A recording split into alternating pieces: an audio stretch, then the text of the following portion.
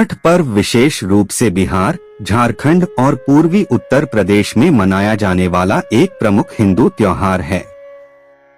यह 4 दिवसीय व्रत सूर्य देव और छठी मैया को समर्पित है। इस त्योहार का धार्मिक और सांस्कृतिक दोनों ही दृष्टि से बहुत महत्व है। यह त्योहार दिवाली के कुछ ही दिन बाद आता है। छठ पूजा की शुरुआत कार्तिक मास के शुक्ल पक्ष की चतुर्थी तिथि को नहाय खाए की परंपरा से होती है। यह त्योहार 4 दिनों तक चलता है। दूसरे दिन खरना की रस्म निभाई जाती है। छठ पूजा के तीसरे दिन यानी कार्तिक मास के शुक्ल पक्ष की षष्ठी तिथि को डूबते सूर्य को अर्घ्य देकर छठ पूजा की जाती है। छठ पूजा के चौथे दिन सप्तमी तिथि को उगते सूर्य को अर्घ्य देने के साथ छठ पर्व का समापन होता है।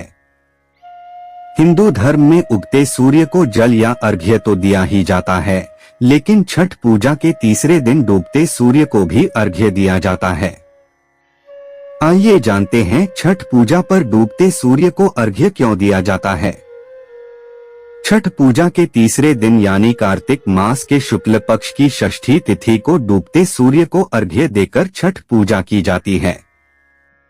इस दिन शाम के समय किसी तालाब या नदी में खड़े होकर डूबते हुए सूर्य देव को अर्घ्य दिया जाता है। इसके पीछे मान्यता यह है कि सूर्यास्त के समय सूर्य देव अपनी दूसरी पत्नी प्रत्युषा के साथ होते हैं और इस समय उन्हें अर्घ्य देने से जीवन में चल रही सभी प्रकार की परेशानियां दूर हो जाती हैं और मनोकामनाएं पूरी होती हैं। मान्यता है कि ऐसा करने से जीवन में सुख समृद्धि आती है। डूबते सूर्य को अर्घ्य देने का मुख्य कारण यह है कि सूर्य का अस्त होना जीवन के उस चरण को दर्शाता है जहां व्यक्ति की कड़ी मेहनत और तपस्या का फल मिलने का समय आ जाता है। ऐसा माना जाता है कि डूबते सूर्य को अर्घ्य देने से जीवन में संतुलन, शक्ति और ऊर्जा मिलती है।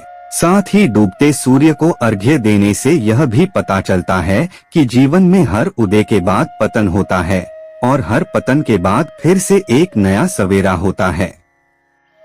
षष्ठी के दूसरे दिन सप्तमी को उषाकाल में सूर्य को अर्घ्य देकर व्रत का समापन किया जाता है, जिसे पारण कहते हैं। अंतिम दिन सूर्य को वरुण वेला में अर्घ्य दिया जाता है। यह सूर्य की पत्नी उषा को दिया जाता है। इससे सभी तरह की मनोकामना पूर्ण होती है। कहते हैं कि सुबह के सूर्य की आराधना से सेहत बनती है, रोग मिटते हैं। दोपहर की सूर्य आराधना से नाम और यश बढ़ता है और शाम के समय की आराधना से जीवन में संपन्नता आती है। यह भी माना जाता है कि उषाकाल के सूर्य की उपासना करने से मुकदमे में फंसे हो तो निकल जाते हैं।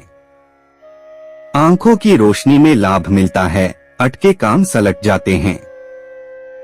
पेट की समस्या समाप्त हो जाती है। परीक्षा में लाभ मिलता है। माना जाता है कि सुबह के समय सूर्य को जल चढ़ाते समय इन किरणों के प्रभाव से रंग संतुलित हो जाते हैं और साथ ही साथ शरीर में प्रतिरोधात्मक शक्ति बढ़ती है। जिन लोगों की कुंडली में सूर्य कमजोर होता है, कहते हैं कि उनमें आत्मविश्वास की कमी होती है और वे निराशावादी हो जाते हैं। प्रातः काल सूर्य देव के दर्शन से शरीर में स्फूर्ति आती है और यदि शरीर अच्छा महसूस करेगा तो मन भी सकारात्मक होकर निराशावाद को भगाकर आत्मविश्वास बढ़ाता है। माना जाता है कि जल की धारा में से उगते सूरज को देखना चाहिए। इससे धातु और सूर्य की किरणों का असर आपकी दृष्टि के साथ साथ आपके मन पर भी पड़ेगा और आपको सकारात्मक ऊर्जा का आभास होता रहेगा। धार्मिक दृष्टिकोण से देखें तो सूर्यदेव को आत्मा का कारक माना गया है। ऐसा भी माना जाता है कि सूर्य देव को अर्घ्य देने से वे बहुत जल्दी प्रसन्न हो जाते हैं और अपने भक्त के जीवन को अंधकार से निकालकर प्रकाश, ज्ञान की ओर लेकर जाते हैं। मान्यता अनुसार अर्घ्य देने से घर परिवार में मान सम्मान बढ़ता है।